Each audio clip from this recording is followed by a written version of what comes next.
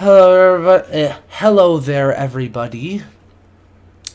Just letting you know that I've been trying to edit this video for an hour, and I can't get it to be synced up. And there's only two things I can do. I know everything's out of sync because the face cam is longer than the gameplay, and so the audio's all fucked up. I spent an hour trying to fix it, and the only two things I can come up with my limited knowledge as how to do it is to either butcher it or to just leave it completely fucking out of sync. So whichever one it happens to be, because I'm not entirely sure right now, the easiest one and the less frustrating one would be to just make it out of sync. I know that sucks, but I don't know how to butcher it without completely tearing it to pieces and butchering it horribly. So I'm sorry for that. Hopefully you still enjoy. Hello everybody, Mion here, and welcome back to Higurashi When They Cry. We're on chapter 8, I think. I don't know. Come on. Don't.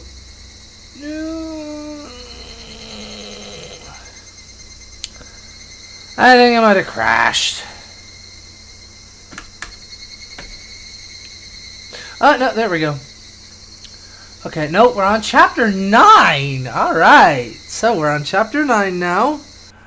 I'm pretty sure last time I read the tips, but let me check. Yep, notice from the police chief. Okay. Well then, let us continue on, shall we? Keiichi, you're an idiot. Weariness and a headache. Not a very nice way to start the day.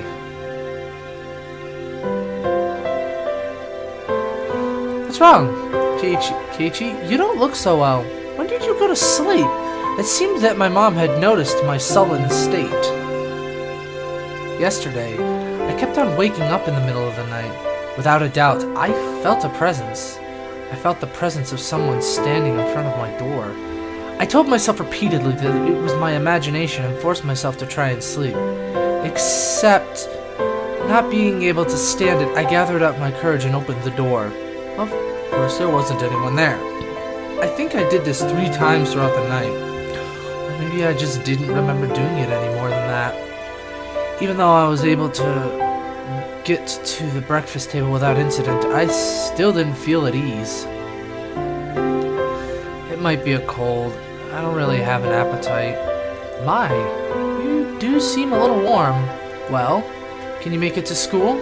Technically, I did go to a school, but it was mostly self-study. It wouldn't matter much if I missed a day, would it? It could have been that I hadn't been feeling well for the last few days because I really did have a cold.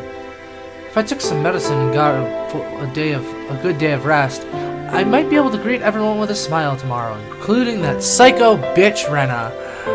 Ding dong! Startled, I looked back and forth between the entrance and the clock. It was 10 minutes later than when I usually met up with Rena. It was Rena. Rena-chan came to get you. What are you going to do? Are you going to take the day off? Rena was a good girl.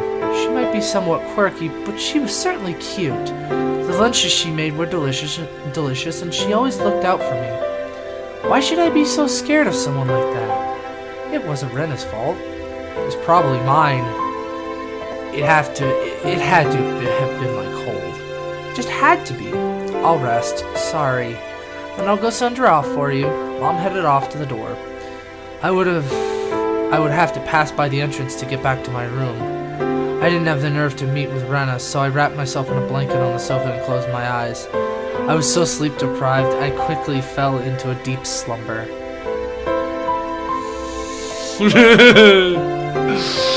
Oh. I'd only intended to lie down for a bit, but it was almost noon when I woke up.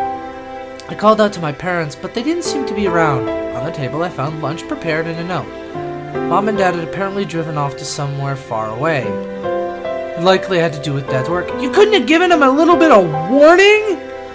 This happened every so often, so it wasn't that unusual. Oh, okay. They'd probably be back sometime after dinner. On the note, it said, The insurance card is on the table. Take it and go to the hospital. There was also a well-drawn map to the hospital. That's right. I hadn't been there before, so I didn't know exactly where it was. I had a light lunch, although it really was just leftovers from the morning, and, just in case, went to the hospital.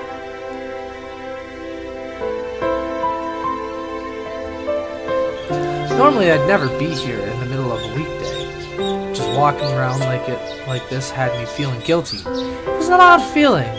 Following my mom's map, I took a road I usually never use. After walking for a bit, the hospital sign came into view. Irie Clinic was written rather stylishly on the sign. The clinic wasn't very big, but based on the scale of the rest of Hinamizawa, it was far too grand. There was a parking lot and even a reserved spot for buses. They must be making a mint. I spaced out in the air-conditioned waiting room until it was my turn to be seen. Mibara-san, please make your way to the examination room.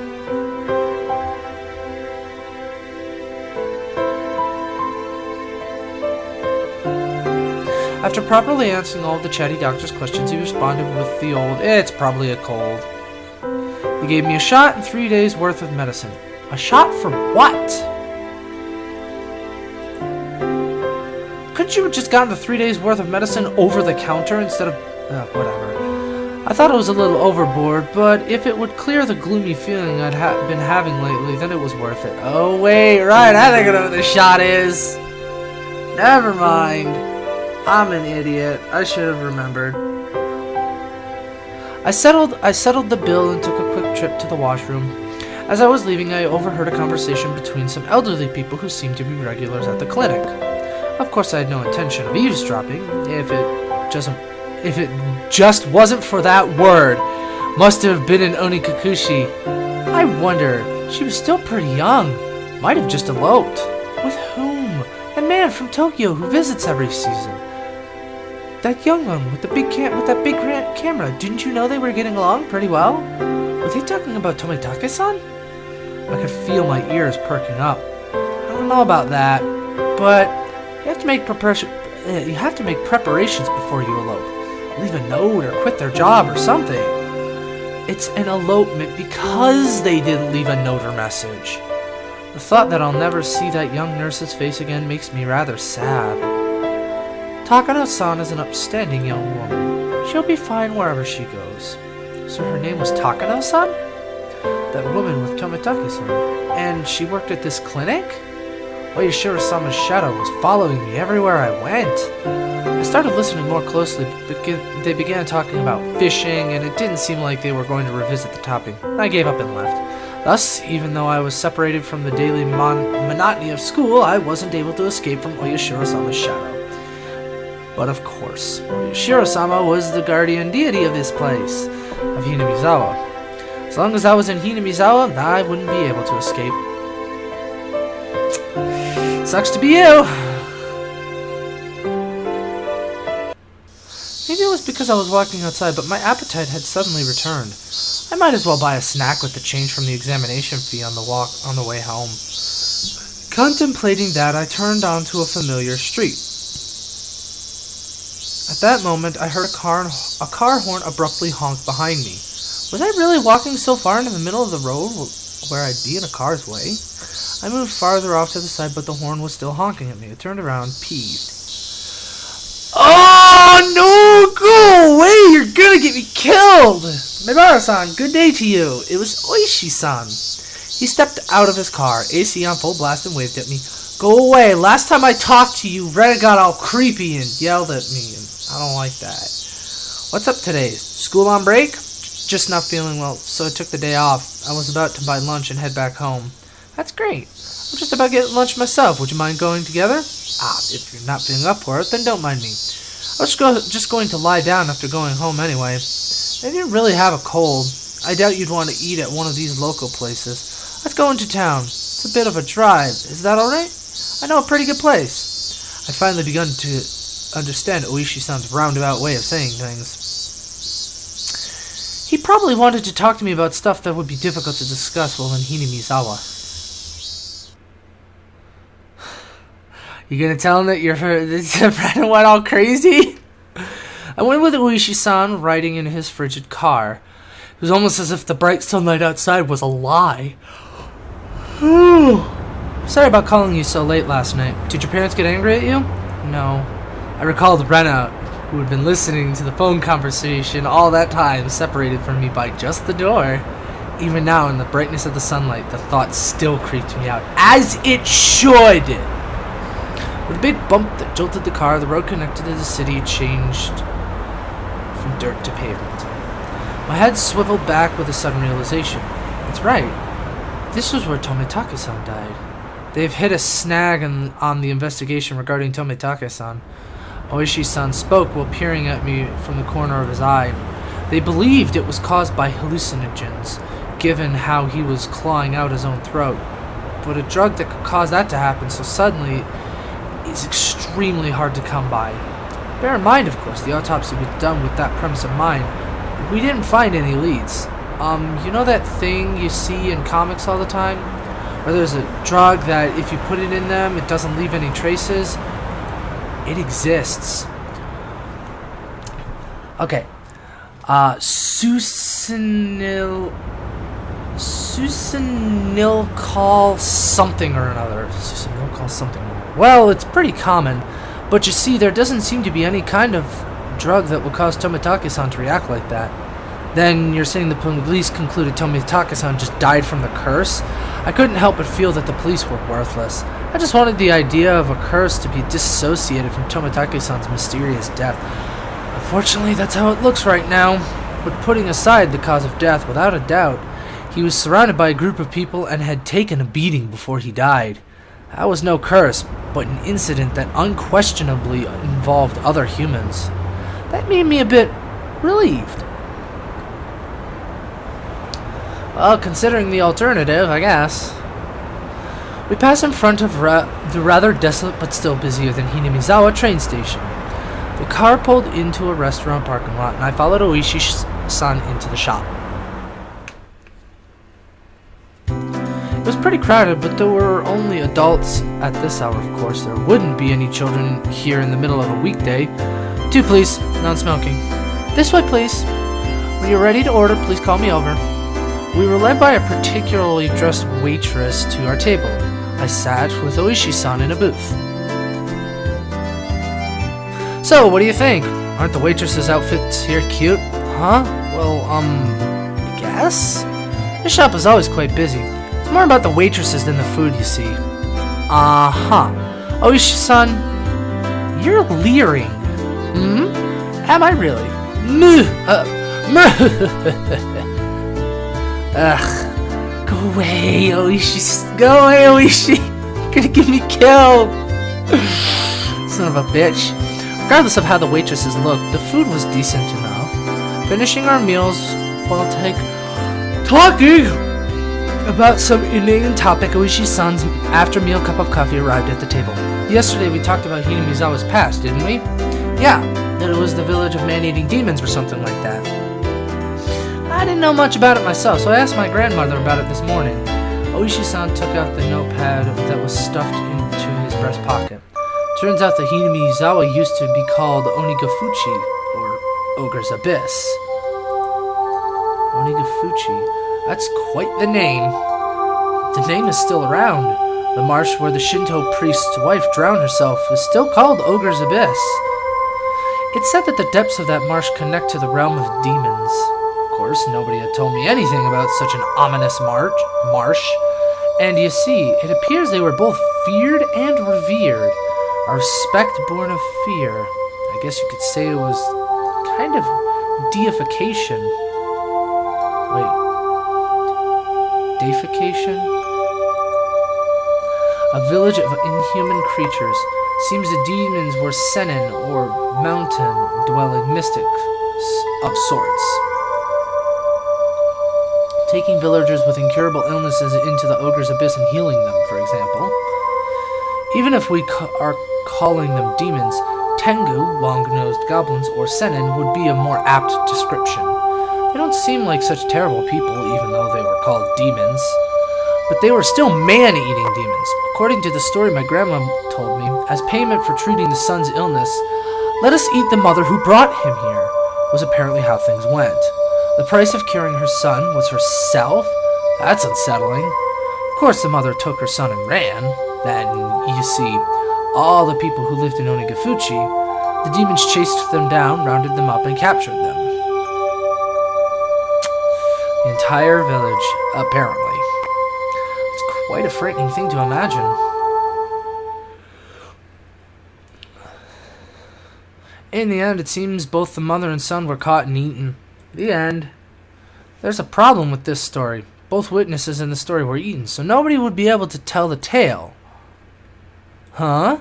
There are plenty of old fables like this. In contrast to the ghastly tale, Uishi-san laughed heartily while sipping his coffee. But, well, there are quite a few other tales, where the demons from Onigafuchi banded together to capture their prey. I recall that Mion said all the villagers united and fought against the dam construction. I saw similarities with how that part about unification overlapped. Normally they hunted down a single person. Sorry. And they chose who it was going to be beforehand. Huh? That caught my attention. Oishi-san also appeared to be pondering what it meant.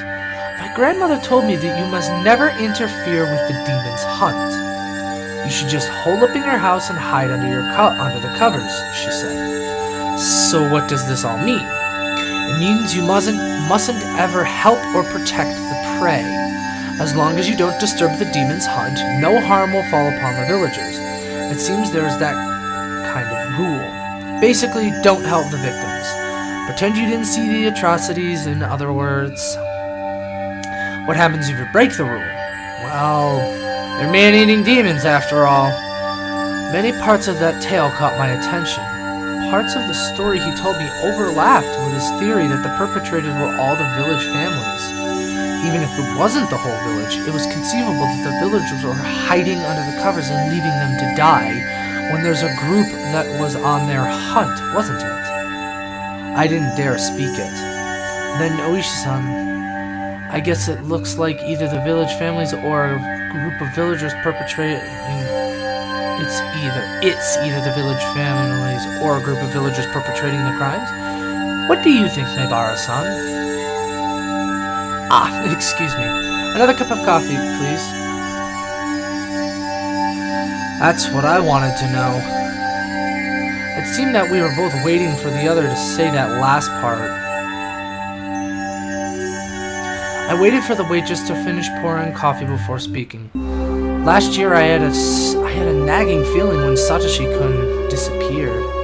Oishi-san muttered as he watched the milk swirl around in his coffee. So those friends of Satoshi-san, meaning your group of friends, Maibara-san, I had a bit, really, just a little bit, okay, of background checking done on them. If Oishi-san had said this to me before, I would have been furious, since he told me earlier not to suspect my friends, but as I was now, I couldn't. This might sound pretty stupid. Maibara-san, if you feel that it's stupid, please say so. I'll just stop. Oishi-san was wearing the most serious expression I'd ever seen from him. It was as if he was telling me to prepare myself and listen. There was quite a few things I'd regretting hearing from Oishi-san. Yeah, but none of them were as threatening as this. A little voice inside me was screaming like an alarm. But I think I'll just ignore my common fucking sense and survival instinct and listen to the fat guy anyway! Stop, Keiichi. This was probably the last one. I took a deep breath and silenced that voice. I would not run from the truth, even though it's gonna kill you. Please. That was all I could utter. Oishi-san stared into my eyes silently for a few moments after he was certain I was ready. He began. The victim of the incident in the first year was the overseer. A few weeks prior, he had an altercation with Mion Sonozaki-san. Multiple altercations. Oishi-san had said before that Mion had defied the dam project vehemently. Well, it wasn't hard to imagine how she'd be if she got worked up. In the second year, the married couple who supported the project died in that accident, right? They had a daughter. Her name is Satoko Hojo-san. Huh? Sadako, meaning Sadako? Oishi-san's look told me that my voice was too loud. I realized it was as well and quickly quieted down. The Shinto priest's wife who died in the 3rd year, you see. Their daughter is Rika Furude-san. Rika-chan was the housewife who died in the 4th year. You already know, don't you? It was the step-aunt of Satoko Hojo-san. She was in her aunt and uncle's custody as she had lost both of her parents in the accident. She lived in the victim's house. I could tell my lips were getting dry. I didn't even have the wits to keep my mouth from hanging agape. I had thought it was nothing but a bizarre incident, one that I could easily distance myself from. But clicking and clacking, it had snuck all the way to my feet. The one who disappeared the 4th year, by the way. He was Satoko-san's older brother. What? Wait, just a second. It took everything I had to finally say that. I gulped down a glass of water and once again wiped my face with a napkin. Calm down, Keiichi Mebara. But Oishi-san was relentless. Instead of waiting for me to finish sorting out my feelings, he had started speaking again. The last of the things I shouldn't have heard. All of the victims seem to be connected to your group of friends. That has to just be a coincidence. Mebara-san, keep it down. Everyone's looking. Mion? Sadako? Rika-chan? So what if they're connected? You're telling me all of my friends? It couldn't be. It just couldn't be. Oh, Rena is different, isn't she? Rena isn't connected with the victims at all. Rena Ryugu-san was living in a suburb of Ibaraki Prefecture up until last year. Well, it's true she hadn't directly met any of the victims. He said it in a roundabout way. Is he saying she's also connected? Actually, I looked into her. Before Ryugu-san moved away to Hinamizawa, she was suspended from school. It seems she went through her school building and broke all of the windows. Rena did that? She broke all the windows at her school? That seems silly. Rena had... I couldn't even imagine it. It seems that after her 3-day suspension, she didn't return to school. She went to a neurologist and was diagnosed with dysautonomia. She was given weeks of counseling and medication. I wonder if it was something like a nervous breakdown. Oh, dysautonomia. Dysautonomia. Okay. I'm an idiot. I wonder if it was something like a nervous breakdown. I've heard that it happens to people who are really methodical or overly sensitive. Neither of those matched Rena's easygoing personality. And in the counselor's medical report, he recorded all of the conversations he had with Rena-san. It shows up. And quite a bit at that. What did? I pressed forward carelessly. There couldn't be anything more for me to regret. She mentioned the word Oyashiro-sama. Ah! Dun dun dun! It felt like someone's stone-cold hand was caressing my back. Why? Why had Rena spoken of Oyashiro-sama before she even came to Hinamizawa? Seems that the Oyashiro-sama she spoke of was like a ghost appearing in her house every night, standing over her pillow looking down at her. My mind froze. I couldn't process what I was being told. Can't deal! A while after that, she moved to Hinamizawa. Ah, that's right. She's not an outsider. Huh? According to the residency registry, the Ryugu family used to reside in Hinamizawa. Rena-san moved to Ibaraki right after she finished elementary school. My mind went completely blank again. It was similar to the static you see on a blank TV channel. My ears began ringing as I lost all sense of comprehension. Mebara-san, are you alright? Shall we stop? Those words brought me back. I couldn't let it end here. Now I understand Rena. Then how about the last victim, Tomitake-san? Who is he connected with? Irritated, I let out one final reprisal. All of them Have you forgotten, Maebara-san? Didn't you all spend the night of the festival together quite merrily? Quite a few of the officers saw you enjoying yourselves. Now there was nothing I could respond with. I fell silent as my brain turned to mush. We should get going. Maebara-san, did you take your afternoon medicine? I had completely forgotten about the medicine I had gotten today until Oishi-san said that. I got another glass of water and left the shop after I chugged it down.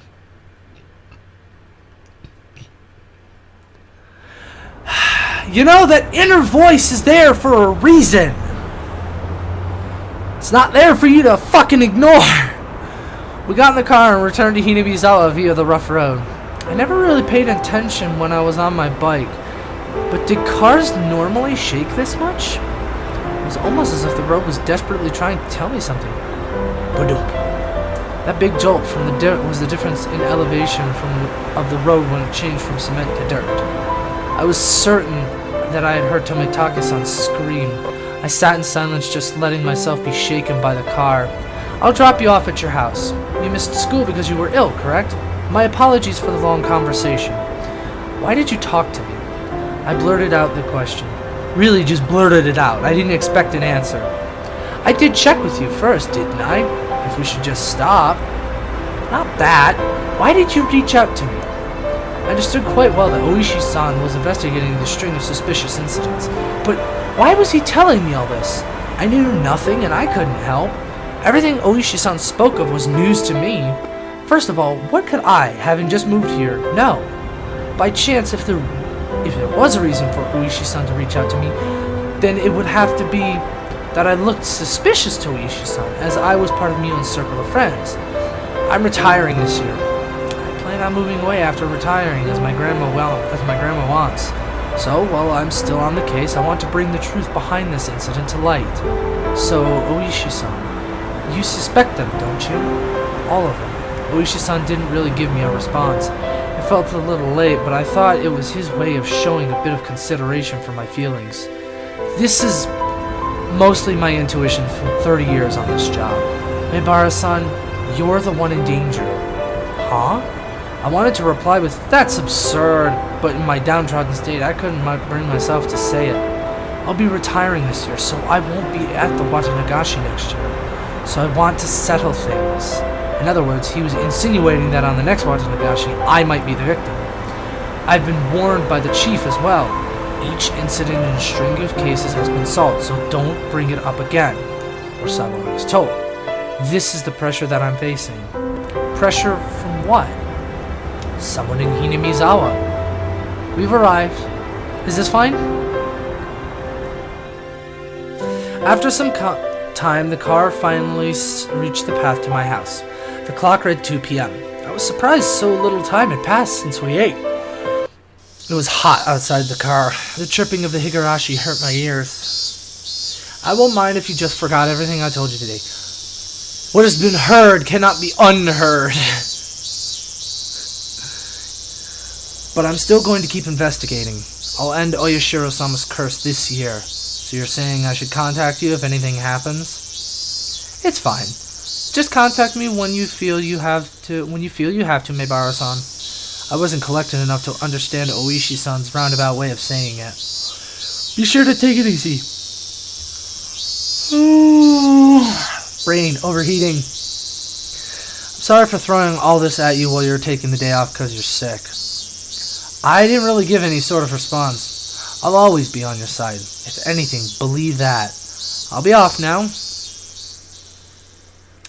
The tires crunched over the dirt road as the car made a U-turn and disappeared into a cloud of kicked-up dust. It felt like I was watching a boat only throw me a lifesaver in shark-infested waters before disappearing into the distance. That was the first time I thought Oishi-san was being unfair, telling me I was going to be the next victim and just saying to contact him if something happened. This wasn't a criminal investigation. He was fishing.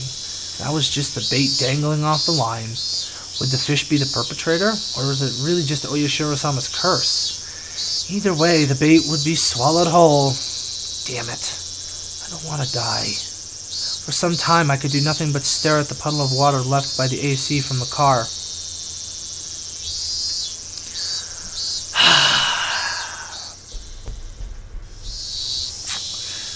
Rough, man, rough. Should have never listened to him. Seriously. Some bitch. I don't know how much time has passed since I laid down. It was getting dark outside. My body was soaked in sweat. It would probably be a good idea to change my sheets. At that moment, the phone downstairs rang. It was probably Mom. Mom was quite the worrywart. Maybe she had called many times, but I just didn't notice. Hello, this is the Mibara residence. Oh, he's alive! Hello! This is Mion. How are you doing? Stupid! Is this one of Keiichi's friends? Keiichi's resting now, but shall I put him on? Huh? Is this his dad? Sorry. Idiot! You fell for it. Huh? Kei-chan! After our exchange, we both had a good laugh together. Except I was suspicious of her even as we were laughing. Was everybody really involved in the incidents? The fact that I couldn't say no saddened me. I'm relieved that you seem well. Rena was really worried, you know? Keep that bitch with me! Sadako-chan was happy and said you got what you deserved. Rika-chan said how unfortunate he's sick. Hey, it looks like everyone was making a big deal out of it. Well, you know, so Kei-chan, is now a bad time to come pay you a visit? A visit? No, it's okay, it's not like I'm dying. Yet. My grandma made a ton of mochi, you see. I was told to share them, so I'll bring you some. Hey now, you'll catch my cold. Not to worry, both Rena and I are too stupid to catch a cold. See you! Be there in a bit. No! Keep Rena's psycho bitchness away from me! Rena's coming too? That's what it sounded like. I was still concerned about meeting Rena, but I guess if she was with Mion, just hide behind the door like... You fool! I heard the doorbell 10 minutes later. How are you feeling? Did you take your medicine and rest? I did just that.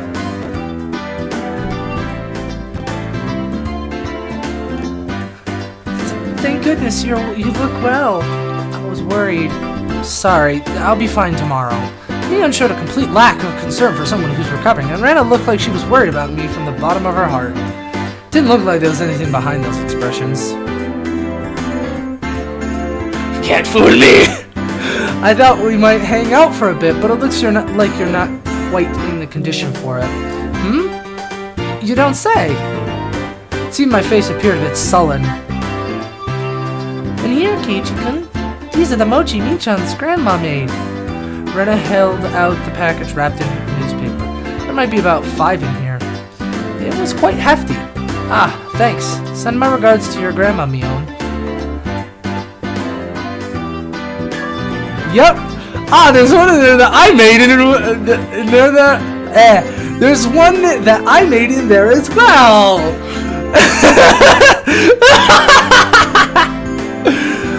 I wonder if Keiichi couldn't guess which one. Oh no. This is Kei-chan's homework since he missed the club meeting today. There are letters on each mochi, so I'll ask you tomorrow. Were you checking if I was feeling better, or did you just come here for club activities? Yep, looking fine. Guess you'll be able to make it tomorrow. Man, what are you gonna do if my fever comes back because of your shenanigans? Michan, we shouldn't be making such a racket. Let's go. The other people here will get angry. Both of them thought my parents were home. It was because the entranceway was a mess. You're right. Let's get going. Ah, by the way, Kei-chan. Yeah? What did you eat for lunch? I went out. Just tell them the truth. Tell them the fucking truth for once in your goddamn life. The sudden question startled me and I went wide-eyed when I saw Mion. I'd never seen her like that. was a highly unsettling visage.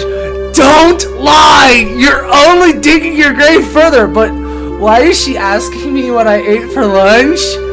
What she said was so inane, it was almost meaningless. The way she said it was almost like she didn't even care at all about what I ate.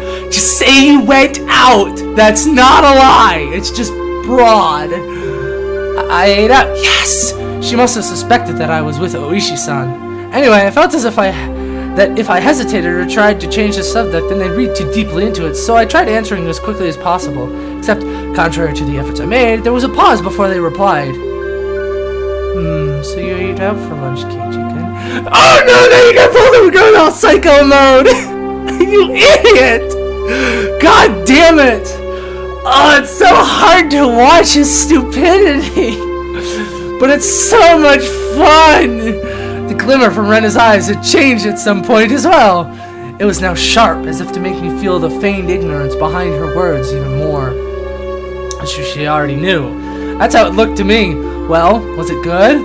Why are you asking me this? You're creeping me out here. Mion was speaking in an unusually low tone, almost as if she knew that I had eaten at the restaurant in town. No, I'm overthinking this. I mean, both of them should have been at school at lunchtime. There was no way they could have known where I was. Seems you were with a rather austere-looking older guy. Who was he? Flop. The package with the mochi I was holding slipped out of my hands. Just tell them! Tell them, you idiot! I know you're not going to. But for your own safety, tell them. Come on. I could tell the blood had drained from my face, making me go pale. Oh? Keiji-kun, who was he? Could it be the person from before, I wonder? I could feel the back of my throat going dry. Either tell them the truth or run for your life! This was no longer a bluff. They knew everything?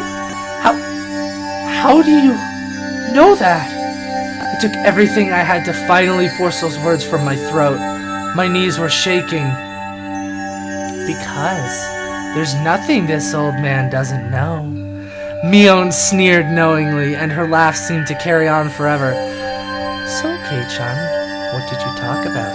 Seems like you got pretty worked up over it, too. We weren't talking about you guys. Oh, you idiot! You fucking moron! It didn't have anything to do with you or Rena. Isn't it a bit strange to hear our names come up even though nobody asked about that?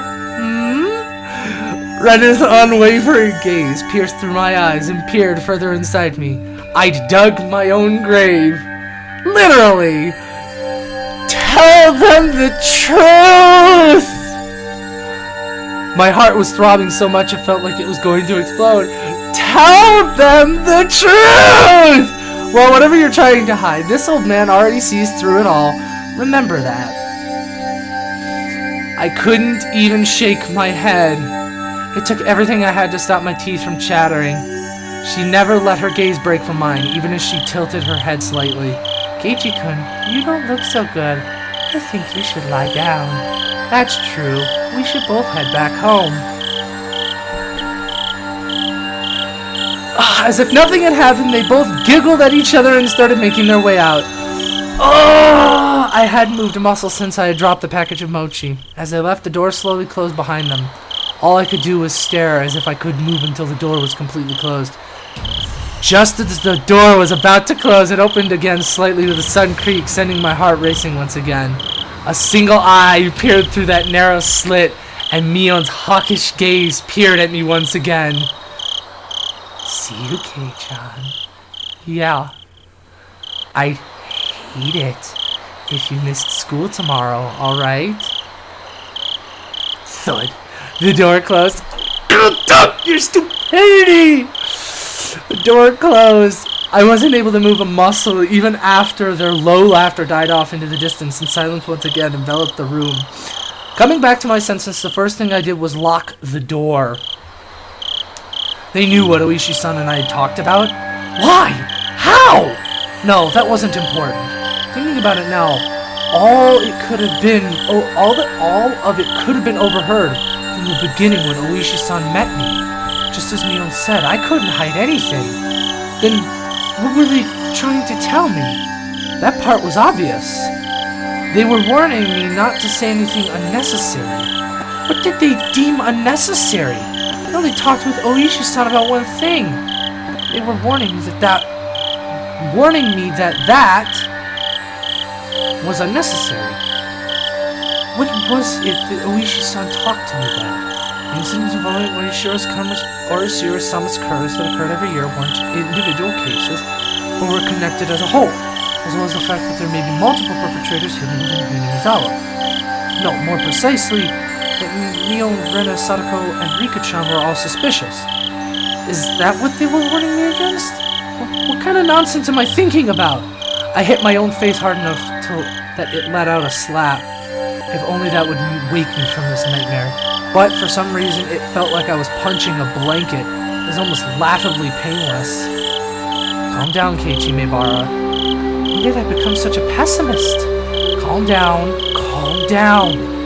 Settle down and sort things out. The reason Mion knew I was eating lunch with Oishi-san was probably because somebody from Hinamizawa just happened to be there at the time. They must have told Mion that I was there. That made the most sense. Stop rationalizing! Plus, come to think of it, she didn't ask me where I ate lunch, did she? She only asked, was it good? They were just curious since I was together with someone not from Hinamizawa. It's not as if they had any ulterior motives. That's it. That has to be it.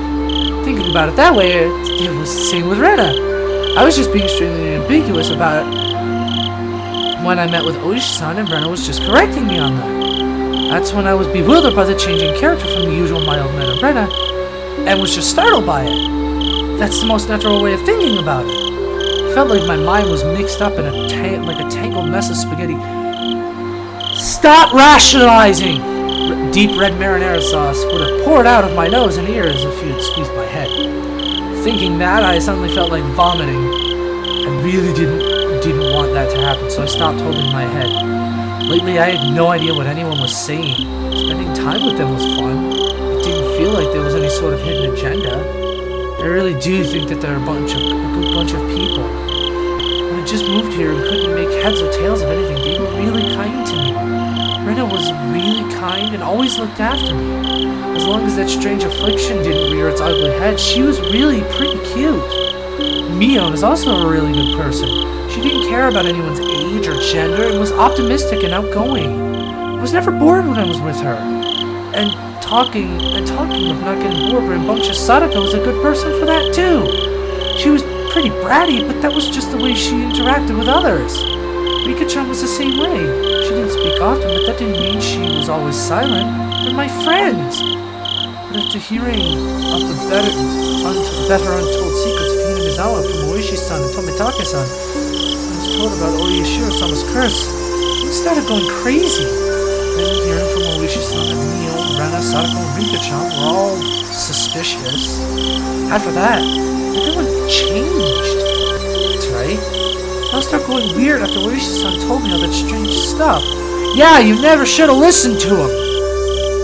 All that time, I really should have just not listened to those weird stories.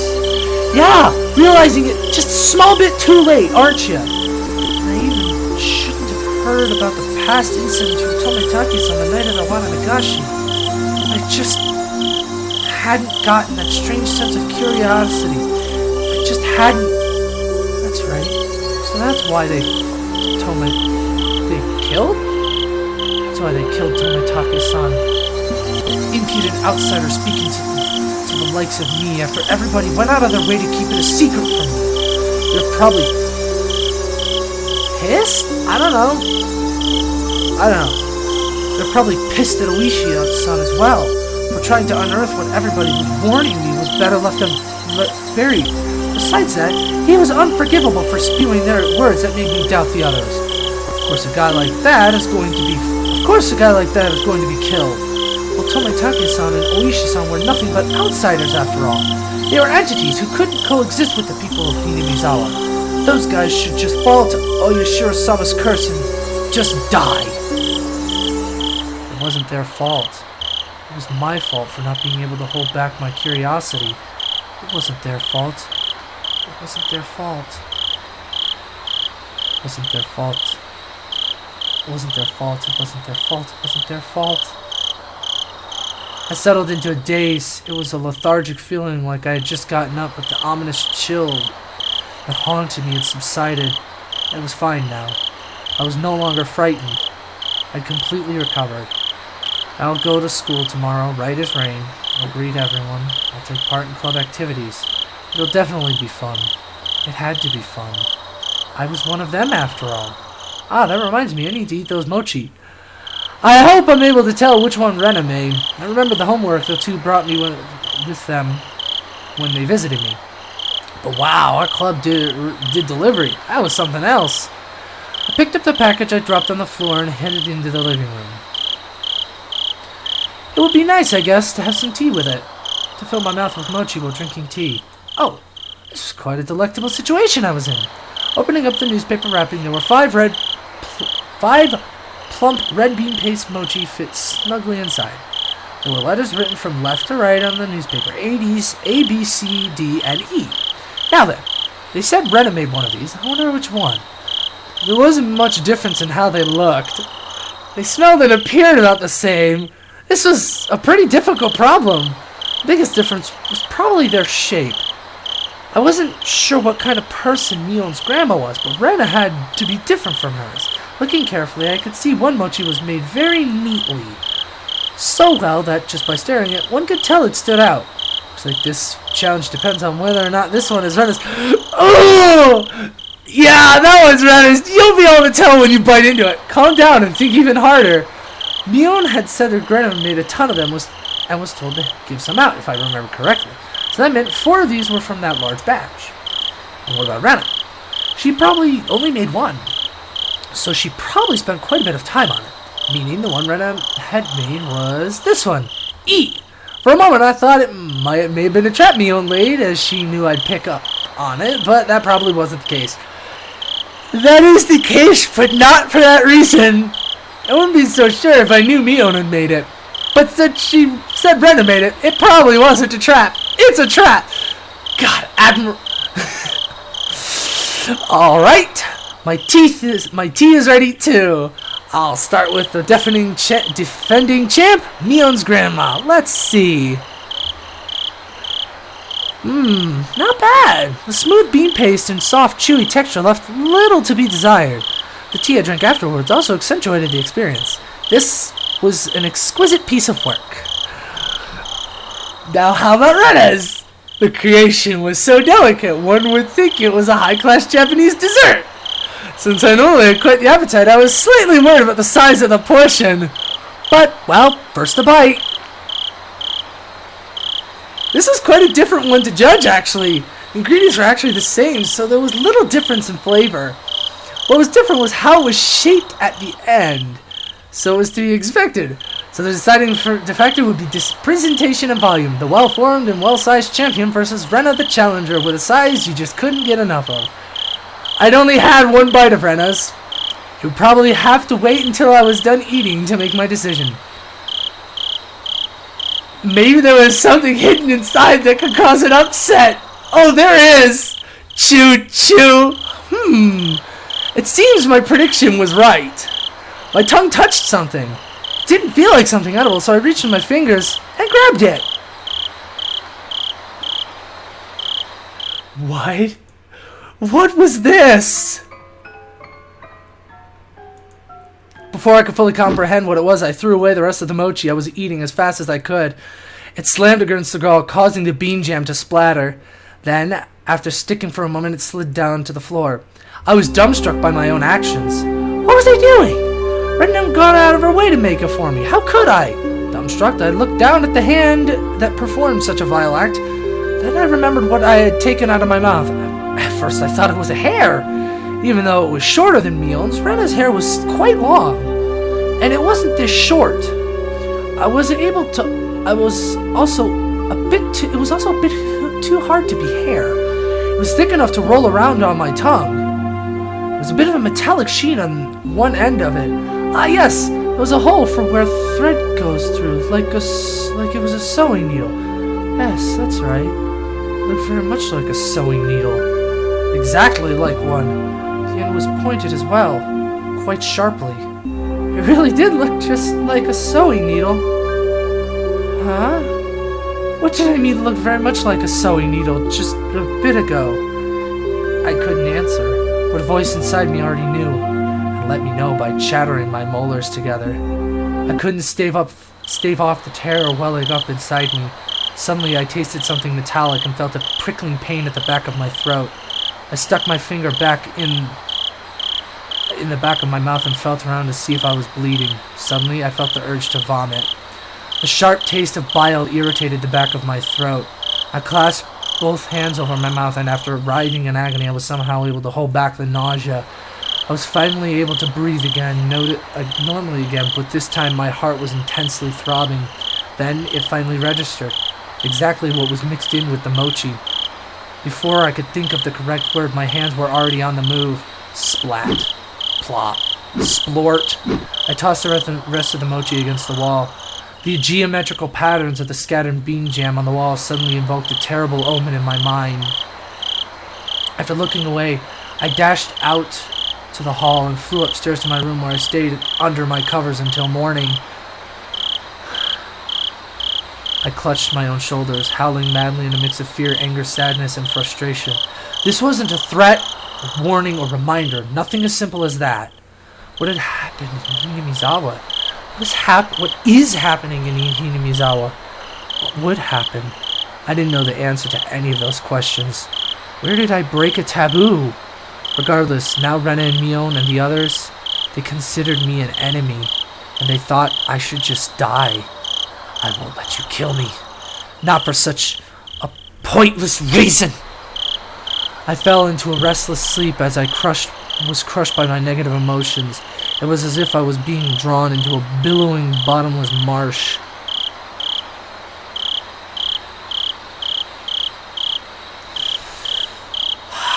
This is what you get for not telling the truth and stuff and junk. You fucking moron.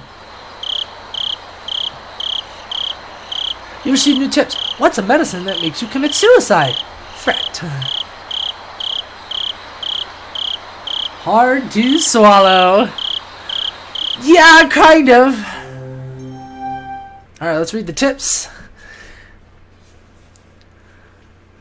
Let's cut to the chase. Is there a drug that causes someone to kill themselves? Not directly, no. That's quite a roundabout response. You're saying there's one that does it indirectly? Something that puts you into a suicidal mental state, like that? That's hard to say. What would a suicidal mental state be? Like a person with a serious bipolar disorder. It's believed that people are most likely to attempt suicide when swinging from depression to mania. Clinical depression and bipolar disorder are different. Clinical depression indicates a prolonged state of depression, whereas bipolar disorder is characterized by a passive depression state accompanied by a very active manic state. Individuals with clinical depression suffer from low self-esteem and are quite pessimistic, but rarely commit suicide. They do not have the willpower to commit suicide, nor does mania on its own lead to suicide. That has an opposite effect, filling the person with confidence and making them feel as though they're walking on air. Thus, they do not commit suicide. That's interesting. Neither state causes suicide, but when the condition changes, they might do so? There is a desire to commit suicide when in a state of depression, but they do not have the willpower to commit such a formidable act. But when they enter mania, they gain a burst of willpower, and their body moves as they desire. I see. So it means they gain the willpower to commit suicide. That's how it goes. That's why patients are given sedatives during that time to keep them from acting on their impulses. Then was Tomitake-san bipolar? People who suffer from bipolar disorder generally commit suicide by more civilized means, like, say, hanging or jumping off a building. Self-harm, though going through withdrawal, is completely different. Tomitake-san's death wasn't civilized, so one would think it was caused by some foreign substance. As I said from the start, tell me of a drug that causes someone to commit suicide. There are reports that methamphetamine overdoses produce a condition that resembles bipolar disorder. It's a stimulant. Barbiturate overdoses are also reported to cause erratic behavior. That's a sleep aid. There were no signs of stimulants. Are there any other possibilities? All I can think of is that it's some sort of illness, something like Graves' disease, which affects the thyroid and is known to cause symptoms that resemble bipolar disorder. But Graves' disease has many characteristic symptoms of its own. The deceased exhibited none of them. I wonder, is there something that could happen more spontaneously? Something that fits this case and will cause someone to want to commit suicide all of a sudden.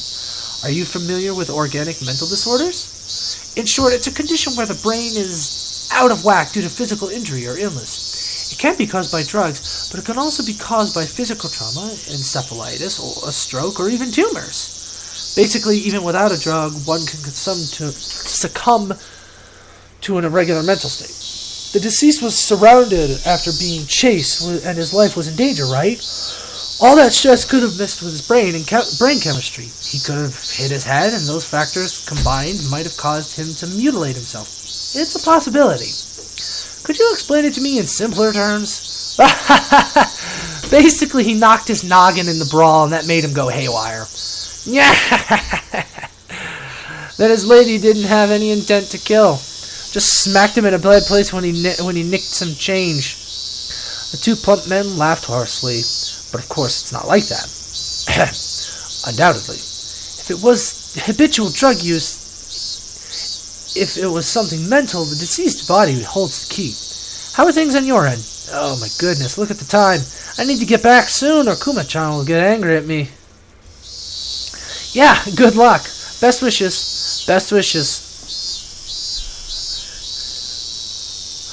There actually is something out there. I think it's a drug. It's like a white powder. It's like they blow it in your face, and they can get you to do anything they tell you to do, and you'll never remember any of it. It's fucking scary as hell. Threat. Those guys just now. They had national diet badges. And then it's prefectural assembly members and city councilor Sonozaki. That's interesting. The prefectural assembly member and city councilor are related. It's dirty is what it is. Shouting out each other's names during elections. Well, one is up for election, the other one holds an assembly, and they double up their campaign activities. Blatantly. I don't know how much about this stuff, but isn't that against the rules of the election? As long as they have no prior consultation, there are no restrictions on their political activities. Kuma-chan, the investigation division is going to be pretty tough for you. You should at least brush up on election policies. I'm not suited for the intelligence division, because I'm dumb. There was prefectural assembly member Sonozaki and city councilor Sonozaki. Also the mayor of Hinamizawa. All of them involved with the Sonozaki family. What crap. Looks like they were seen off by the department chief and the deputy chief. It came to me. That night when the chief invited me along to get some odon, I thought that was it.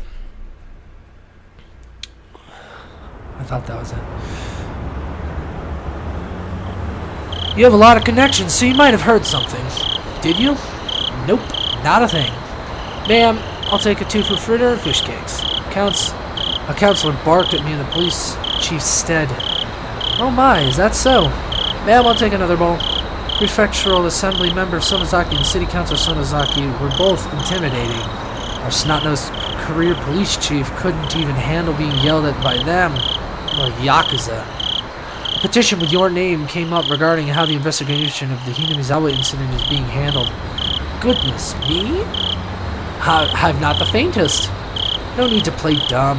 You're reopening the past cases regarding Hinamizawa, aren't you? I've already got my hands full with Tomitake-san's death, actually. Really? If that's true, then there's no problem. There was a period of silence. While we were silent, we made headway on our food and drink. Phew, that was quite the feast. This month has been a bunch of losses for me, so my wallet was feeling the pinch. Much appreciated. Nah, it's nothing. Tell me a good horse again. I'll bet on the same one as you. I haven't been doing that well lately. I haven't been able to read the horses at all. Taxi! I'm going by train. Police chief is taking a taxi. I have my own car, but it'd be rash to drive it home. Can't blow it right before retirement with a DUI. Even though he could still rattle off. It looked like his legs were already gooed. Pushing him into the cab, I gave the driver the police chief's address. Oh, see you again tomorrow. Happy New Year. Oishi-san. Yeah. The past incidents have all been closed. Stop lumping them all together. Those villagers half believe it's really a curse. Well, I'm not convinced. Going to be retiring next year, aren't you? Aren't you going to pay off your mortgage with your pension and move up to Hokkaido with your mom? Mother pines to return to the land of her birth. It's the least I can do. And the pension, well, it'll let me enjoy myself in Susukino. The police chief may issue a special retirement salary raise, he says. Public servants' pension is calculated based on their monthly salary. So if you are going to get a raise right before retirement, your bonus to your salary would be inflated. And you get a heavy surplus of funds. That tends to be how it's done around here. Of course, it's not a custom that's thought of highly. The difference between the bonus and the pension is quite a bit. I'd expect nothing less exemplary from our egghead chief. But, well, they say our salary is compensation for our hard work, but in the end it really just has to do with the passage of time. That's not something I can laugh at, but I'll laugh through it anyway. I don't think it's anything exemplary, but given how hard you've worked, it's not odd you're getting that much of a pension. I'd like to get that much myself. If I can get it, well, of course I'd want it. You'll get it. You're an adult after all. Sorry for holding you up here, driver. Thank you very much. I closed the door roughly, interpreting the chief's conversation a bit rudely. Interrupted, sorry. Looked like the chief still had something to say, but he just smiled wryly and waved. I waved in return. The cab sped up gradually and soon disappeared among the sea of lights. Oh, man. I wonder if I really can repay that loan. I don't really see how that's a threat, but hey, what do I know? Bunch of weird shit going on here. Okay, well that is the end of chapter 9. Either this next chapter is going to be the last chapter, or there will be one more chapter after, but there's probably only going to be 2, maybe 3 chapters left after this. Oh, okay. Oh, that was good. Oh, still, it's hard to watch. It's stupid. But it's so much fun to watch. It's stupid. Hopefully you enjoyed this as much as I did. If you did, go ahead and subscribe or leave a like or just share it with a friend so they can enjoy it along, so they can enjoy it too. If you didn't enjoy it, that's okay. Understandable. Different strokes for different folks, all that stuff. Just go ahead and leave a comment down below for anything you would like to see me play, do, draw, whatever the hell. I'm open to all sorts of suggestions, you know. But yeah, thanks for watching, and I will see you in the next video. Later.